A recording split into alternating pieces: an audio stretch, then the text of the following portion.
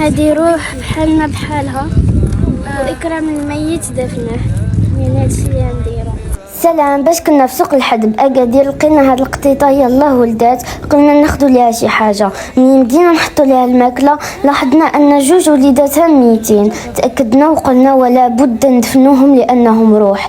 قلبنا ليهم على بلاصه وبدينا نحفروا ودفناهم، لان هكا علمنا ديننا ووالدينا. اي روح محتاجه المساعده عاونوها. عمرك تقول انا مزروب لانك ما تتعرفش شنو توقع في الحياه، وهذيك الحاجه اللي تتبان لك صغيره فهي كبيرة عند الله تعالى. الحمد لله رب العالمين الرحمن الرحيم مالك يوم الدين إياك نعبد وإياك نستعين اهدنا الصراط المستقيم صراط الذين أنعمت عليهم الله يرحمك. آمين. الله يرحمك.